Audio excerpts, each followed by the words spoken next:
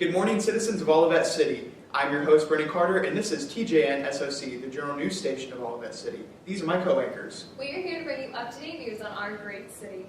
And today we'll be covering the lifelong journey of our guest, Adam. He is a world-renowned scientist known for his work in finding a cure for genetic diseases. Adam has come to share his interpretation of our favorite question: what does it mean to be human? Let's get right to it. Welcome, Adam. Thank you all so much for this great opportunity to shed some light on this multifaceted question. In order to do this, I'll need to walk you through some of the major events in my life. Where does the journey start? Well, it all began when I accepted Christ into my heart.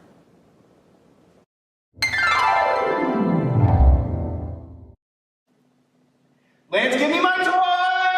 It's mine first. No! Mine! No! I liked it. No. Okay, kiddos, it's time to quiet down. Today we're going to talk about the story of Easter. So like how the Easter Bunny gives us eggs and candy? No, you dumbo. That's about Jesus and the resurrection. You're close. It's not only about Jesus dying on the cross, but more importantly, it's about Jesus making the ultimate sacrifice for our sins, and then Him raising from the dead after His own death. People don't come back to life. Well, Jesus did.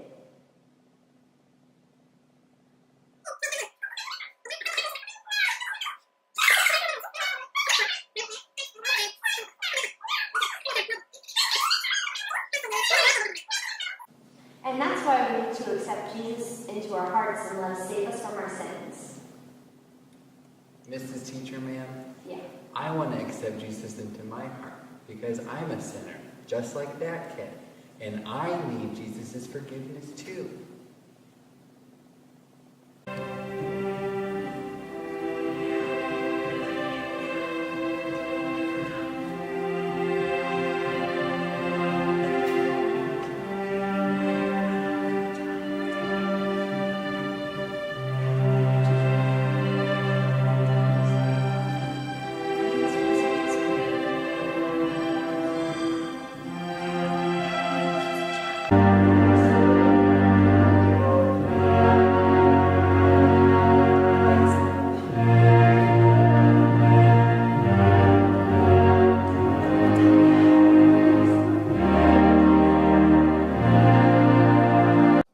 And that was the beginning of my journey.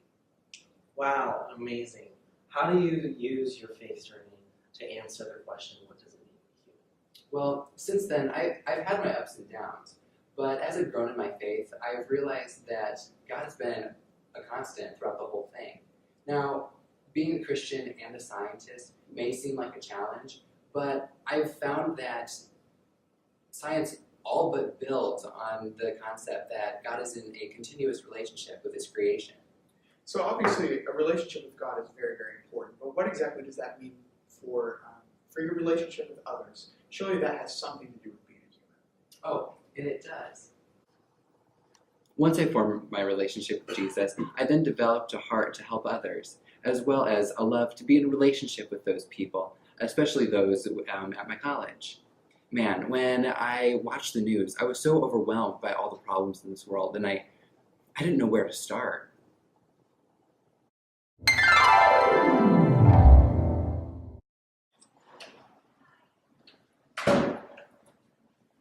Maybe some of our professors will be able to give me a good starting point. Yeah, that would be great. You know, professors usually have great insight when it comes to problems within their field. Dr. Parable, hello. Hey, Anthony, good to see you. Thanks for meeting with me. Absolutely. I'm having trouble wrapping my head around some of the current issues in the world. Is there anything that you're really passionate about? You know, there's an issue, Anthony, that I think is off a lot of people's radar screens that I've been learning a little bit more about. It's global urbanization. We have incredible rates of people, especially in the developing world, moving from rural areas to cities that are unprepared to receive them. Did you know in Mumbai, there are 10,000 people who move there every day? Oh my gosh. 10,000. And in New Delhi, there are like 1,500 new cars that show up on the streets every day. When you think about it, it puts all kinds of stresses on water, the provision of water, on sewer systems, infrastructure of like electrical lines. You have these shanty towns that appear, transportation issues of getting all these people from one place to another. I read of this area going into Beijing, 50 lanes of traffic that go down to 20 lanes of traffic. The people are in for hours upon hours upon hours. Incredible stresses on our cities, and more people are moving there every single day. Wow, that's really something to think about. Thank you. Absolutely. Awesome. So I will let you get back to your work, but thank you. Good to see ya. Have a great rest of your day. You too.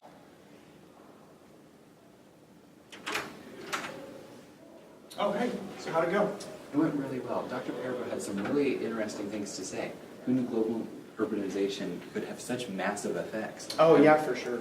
I'm really interested to see what my other professors have to say. Okay, where are we off to next? We're going to go see Dr. Knudsen. She wants to talk to me about the importance of language to global culture. Wow, that's fascinating. While you talk to her, I'm going to go put the finishing touches on my humidifying Christology paper. Sounds good. I'll see you in a minute. See ya. Hi there. Hi. How are you doing? Oh, I'm doing great. Good to see I'm you. so excited to hear about your world issue. Okay. Well, what I've been thinking about recently is actually languages, unique languages that still exist in the world, and the loss of those languages. So I haven't done a lot of research, but I have read some things and talked with other people who have, expertise in the area. And so I think the concern comes from, and it connects to literature, which is my field, is that language is such an important cultural aspect. And so linguistics in that field, linguists are trying to preserve, at least record languages and write them down and have at least that, preservation. In other places, like in Wales, they're actually teaching it to younger generations, which is a better scenario still. So we'll see where this all kind of, heads, because at the same time, English is becoming more of a global language, but I think both or all can exist, together to really, on the one hand, preserve unique cultures, and on the other hand, communicate, for practical purposes. Oh, cool. Well, thank you so much for your time. You're welcome. Good to see Have you. a great rest of your day. Thanks.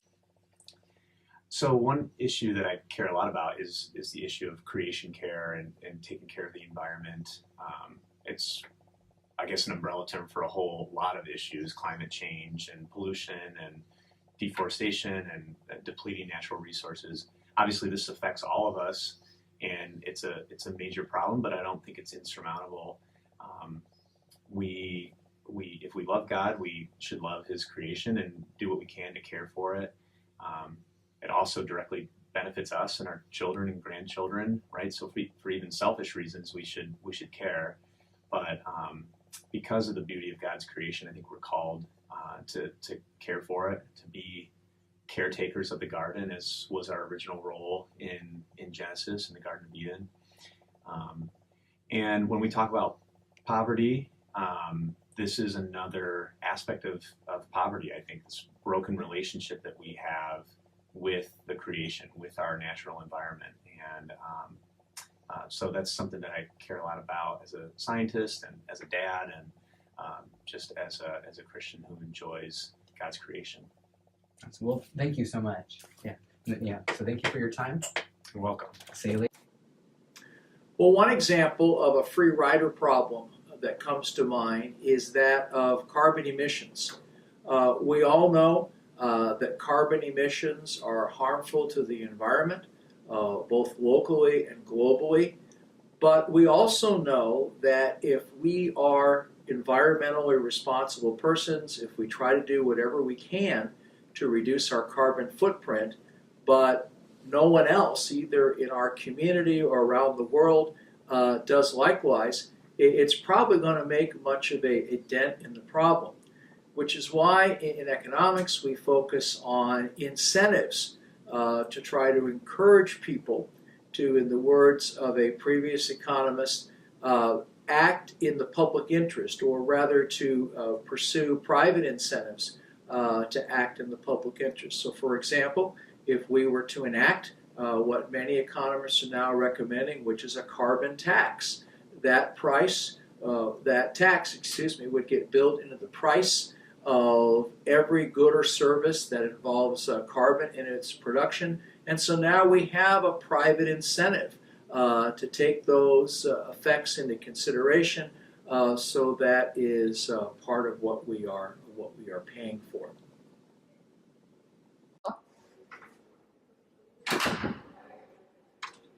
Thank you. Have a good day.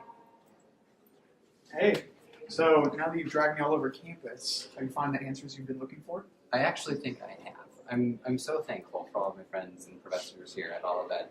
These relationships will last a lifetime. Well, I mean, that's great and all, but what are your actual conclusions? Lost languages. Global urbanization. Free rider. Environmental destruction. Yeah, no, there's just too many problems in the world. I couldn't possibly fix them all. Knowing you, that surely didn't stop you, right? No. I definitely was intimidated at first, but I was determined to make the world a better place one way or another. I ended up using my relationships with others and my passion for science to fuel my pursuit to go further, go beyond, and push past the boundaries that laid in front of us. After all, that is what makes us human. It's better results. Yeah, I think so too. Alrighty, Adam. You and your team have done amazing work for us in the past, and we have a new challenge for you guys. We want you to focus on solving the problem of genetic diseases. And this is a new field for us, but our firm is expanding because this technology has untold implications for humankind. And you're the best we've got, so I hope you guys can get right on that. Well, thank you for this opportunity. My team and I would be honored to get the chance to help mankind with our research. We'll get started right away. Awesome.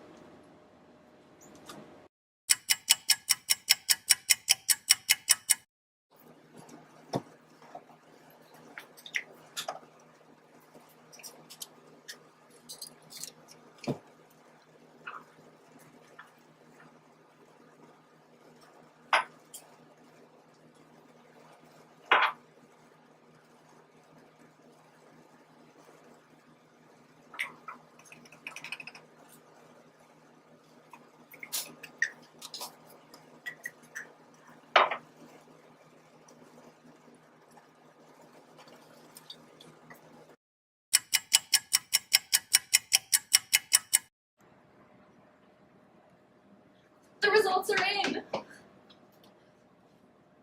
And after extensive testing, it's been concluded that our work is a viable option of treatment for DM2 gangliosidosis. Woo! Yes! Good work, team. I am beyond impressed with all of our work.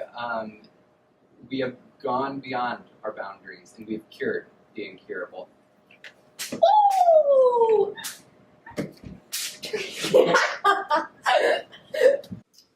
How incredible. You must have had some pretty amazing team members.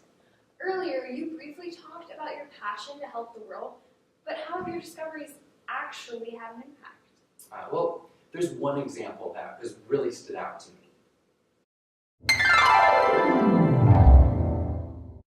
So what's the news, Doc? Well, based on your results, it looks like, yes, you do have GM2 gangliosidosis. Oh no! What am I gonna do? Is there anything I can do? Is there any hope? Well, you're in luck. My God is a good God, and He gave me the opportunity to happen to find the cure for your disease. So, yes, there is a cure. Praise the Lord. Well, you must tell me about him. Not only was I able to bring about treatment for one of my patients, but I was also able to share Christ in that instance. It was such a fulfilling moment in my career. How cool. This has been quite the story. So, looking back at everything that we've talked about, do you think that we have really answered our question, what does it mean to be human? I don't think we've answered it in its entirety, but we've obviously made some very good conclusions. Like, I think we've discovered that all of us are created in God's image and intended to have a personal relationship with Him, but I don't think we've answered every aspect of it yet. Well, we have realized that not only are we in a relationship with God, but we're in a relationship with others around us as we share friendship, creativity, and our struggles. Speaking of struggles, as humans, we have the innate desire to approach boundaries and to push past them and to progress into the future. And it all helps us help our hurting world. I don't know if our audience was able to pull all that out of my life story, but you guys were sure paying attention. Adam, thank you so much for your time today. Unfortunately, it looks like we're just about out of time. This was such an inspirational story. Doesn't it just make you want to go out and help the world and change it? It sure does, Hannah. It sure does.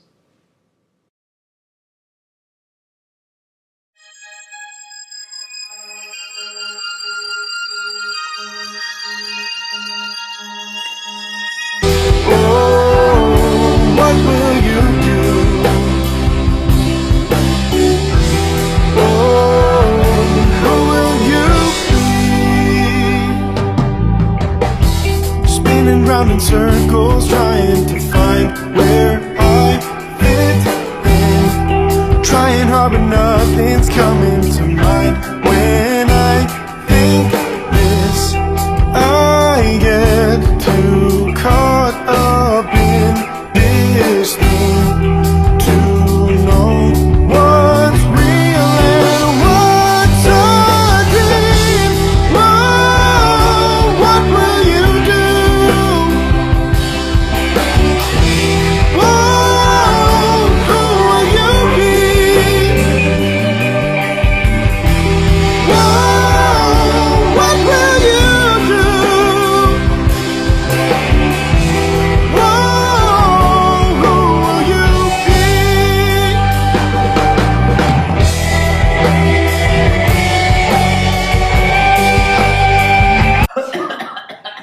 I couldn't hold it in. That's papers.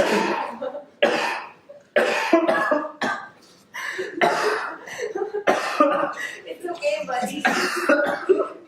Any more water? Here, you can have some of mine. Thank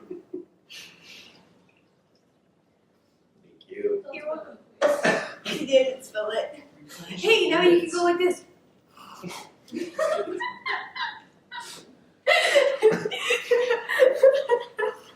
My straw's broken. So is anything starting over on the first line? It's broken. And that was the beginning of my journey. We're starting over. Okay. You know what to do. I was like, what? That's my cue. Wait. Once I formed my relationship with Jesus, once I formed a relationship with Jesus, I then developed my heart into You got it. this relationship with Jesus is gonna kill me. All right, Adam. You've done great work for us in the past, and we really appreciate all of that. But now we have a new challenge for you. Our firm is looking to focus on solving the problem of genetic diseases. You and your team are the best we have, and we've selected you to take on this new challenge. This new technology will help us in the future in ways that we can't even predict. So good luck. You said the S word. Not do? Lance, give me my toy! Stop saying the S word! I think if we tickle it, we can get it back. And no.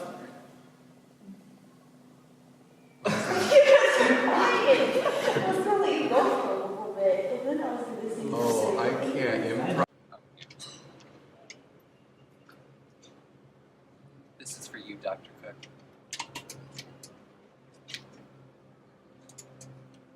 No, it literally doesn't close. What do you mean? It doesn't close. Let's try a different door. Let it fall.